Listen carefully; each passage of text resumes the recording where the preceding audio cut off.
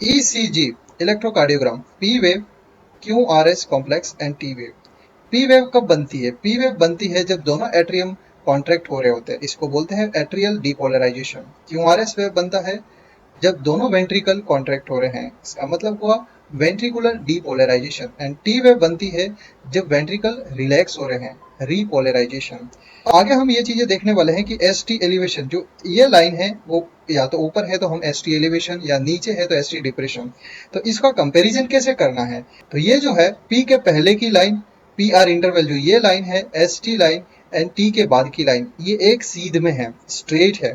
तो इसी का कंपैरिजन करके हम डिसाइड करते हैं कि एस टी एलिवेशन है, एस टी डिप्रेशन है, या क्या है। एम्स जोधपुर ग्रेड 1 जो 2 साल पहले एग्जाम हुआ उसमें पूछा था, बहुत ही आसान question. In ECG P wave represent what?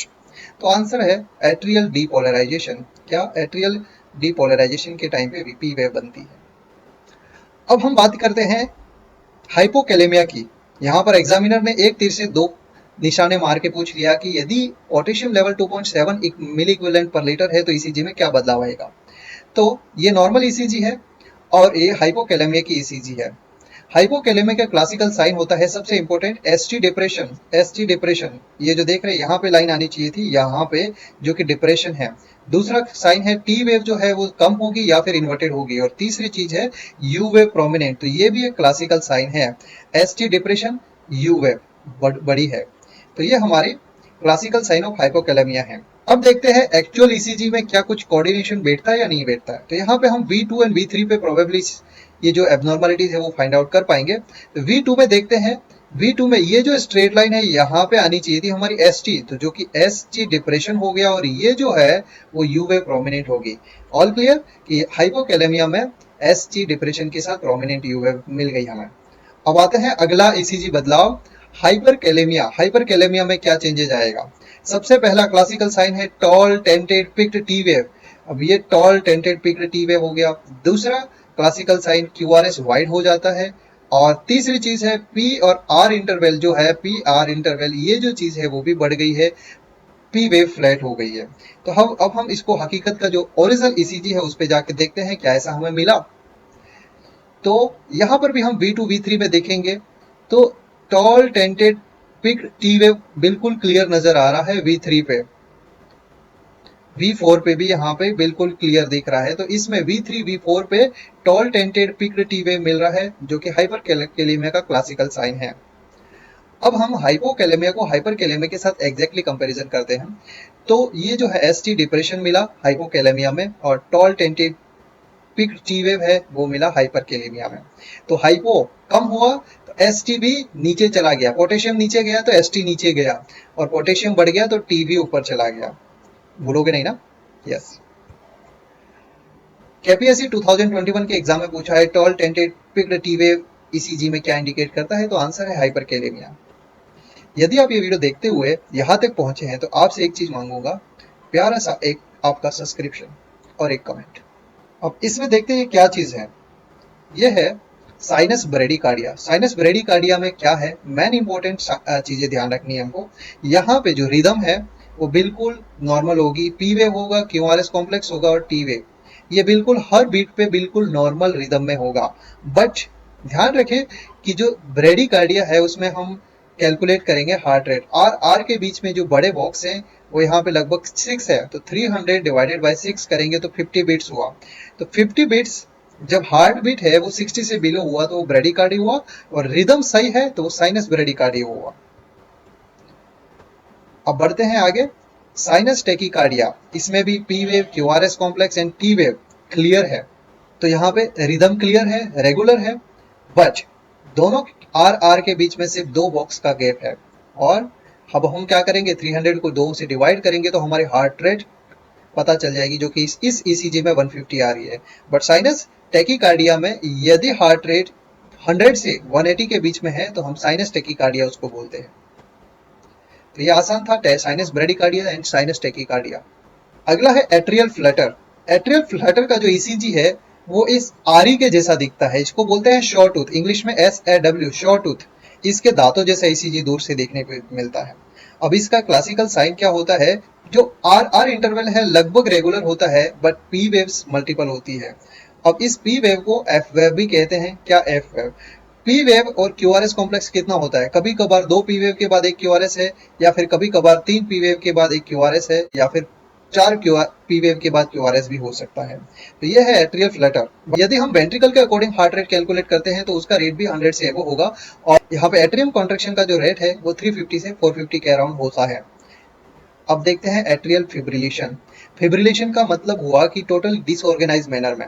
अब यहाँ पे पहली चीज की आरआर इंटरवल भी रेगुलर नहीं होगा, और दूसरा पी वेव यूजुअली काउंट करना पॉसिबल नहीं है, पर इसकी रेट 350 से 600 तक हो सकती है, और इसका ट्रीटमेंट पॉसिबल होगा कार्डियोवर्शन से ही।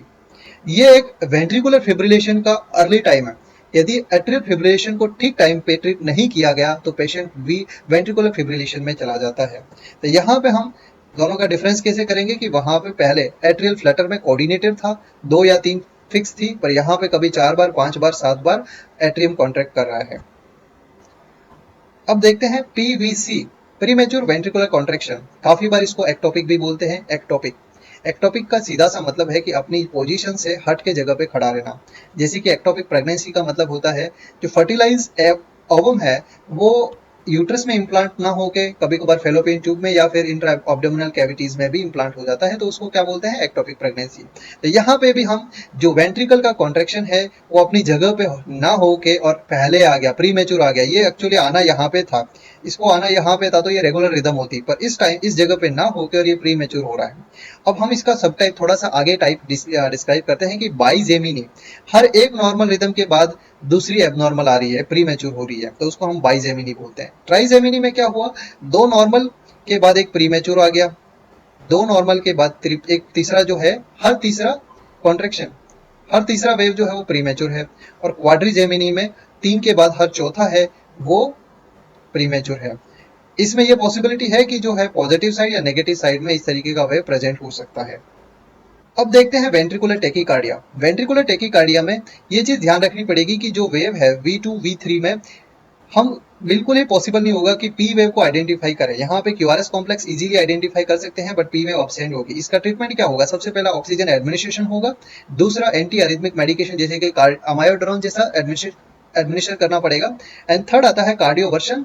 यदि पेशेंट ज्यादा सीक हो रहा है, पाल्पेट नहीं कर पा रहे हैं, तो वहां पे डिफिब्रिलेशन, एंड नेक्स्ट होगा सीपीआर। तो ये हो गया हमारा वीटी जिसको वेंट्रिकुलर टेकीकार्डिया बोलते हैं। अगला है वेंट्रिकुलर फिब्रिलेशन जिसको हम वीफेब या वीएफ कहते हैं। अब ये बच्चे का साइन यहाँ पे मैंने इसलिए डाला है कि एक छोटा बच्चा जो पहले ही सीख रहा है, लिखना सीख रहा है और जैसे लाइनें करता है उस तरीके से ये लाइनें होंगी टोटली डिसऑर्गेनाइज मैनर में। यहाँ पे यूजुअली रेट कैलकुलेट करना बहुत मुश्किल है, बट वेंट्रिकुलर फिब्रिलेशन में 350 टू 600 कॉन्ट्रैक्शन होते हैं और ये टोटली डिसऑर्गेनाइज मैनर में है। इस केस का ट्रीटमेंट ऑक्सीजन और एंटी अरिथमिक मेडिकेशन के साथ डिफिब्रिलेशन होगा। कार्डियोवर्शन यहाँ पे आर वेव भी फाइंड आउट करना पॉसिबल नहीं है, इसीलिए कार्डियोवर्शन नहीं देते हैं, डिफिब्रिलेशन देते हैं, सीपीआर देते हैं। तो ये हो गया हमारा वेंट्रिकुलर फिब्रिलेशन। अब आते हैं हार्ट ब्लॉक जिसको एट्रियोवेंट्रिकुलर ब्लॉक भी कहते हैं। अब इसके 3 टाइप है, first degree heart block, second degree heart block, third degree heart block. Third degree heart block को कंप्लीट हार्ट ब्लॉक भी बोलते हैं। तो पहला है फर्स्ट डिग्री एवी ब्लॉक। अब इसमें सिर्फ और सिर्फ एक बदलाव आएगा, पी आर इंटरवल लंबा होगा। अब इस केस में क्या है, हीमोडायनेमिकली काफी बार पेशेंट को कुछ भी महसूस नहीं होता है। तो ये हो गया first degree AV block. Second degree AV block, third degree AV block में क्या होता है देखते हैं। अब ये जैसे कि हमने फर्स्ट डिग्री एवी ब्लॉक का देख लिया कि पी आर इंटरवल बड़ा होता है, पी आर इंटरवल यूजुअल से बड़ा होता है। और ये दोनों टाइप है second degree heart block, second degree heart block, और ये है थर्ड डिग्री हार्ट ब्लॉक। तो second degree heart block 2 type का है, पहला है वेंकबेच और दूसरा है मोबिट्स 2। तो वेंकबेच में क्या होता है, पीआर इंटरवल बढ़ता है, ज्यादा है, और कभी कभार तो पी वेव के बाद क्यूआरएस बन ही नहीं पाता है।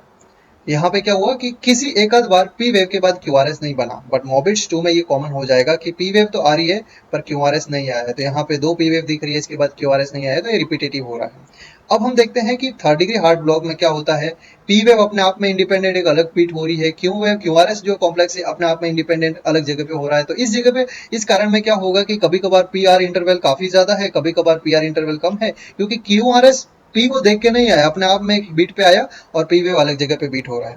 तो यहाँ पे हम डिटेल पे देखते हैं कि एग्जैक्टली ईसीजी में किस तरीके से दिखेगा। सेकंड डिग्री हार्ट ब्लॉक में यहाँ पे हम देख रहे हैं कि 2-3 रेगुलर हार्ट बीट के बाद एक पी वेव आई, जहाँ पीआर इंटरवल तो था ही, पर एक क्यूआरएस नहीं आया, क्यूआरएस मिस कर दिया। तो ये हो गया सेकंड डिग्री एवी ब्लॉक। अब थर्ड डिग्री एवी ब्लॉक जिसको कंप्लीट हार्ड ब्लॉक बोलते हैं, इस केस में क्या हो रहा है, क्यूआरएस यहाँ पे पी वेव बना, क्यूआरएस बना, इसके बाद पी वेव आ गया, पीआर इंटरवल बढ़ गया।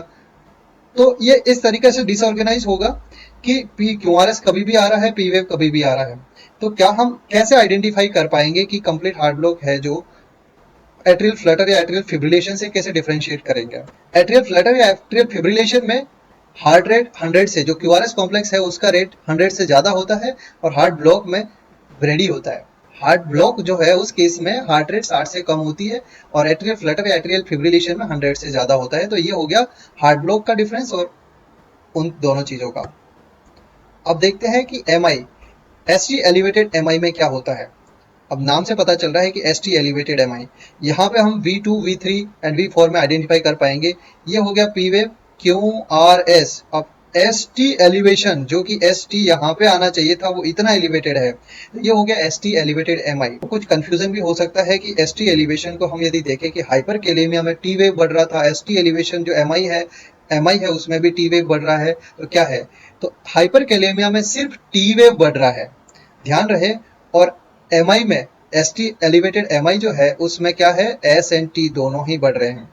यहाँ पे एस जो है वो यहाँ आना चाहिए था, वो एस टी एलिवेशन है, जबकि इसका एस ठिकाने पे है, सिर्फ टॉल टेंटेटिव पीक वेव है। आज का सेशन यहीं पे खत्म होता है। यदि आपको ये चीजें सीखने में मजा आया है तो सब्सक्राइब करो, अपने दोस्तों को फॉरवर्ड करो यार, पैसे थोड़ी ना लग रहे। That's it for today, have a good day, bye bye.